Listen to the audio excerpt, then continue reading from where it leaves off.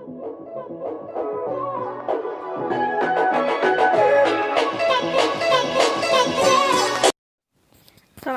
warahmatullahi wabarakatuh. Halo semuanya, hari ini mau bikin wayang-wayangan atau boneka dari kardus bekas ini.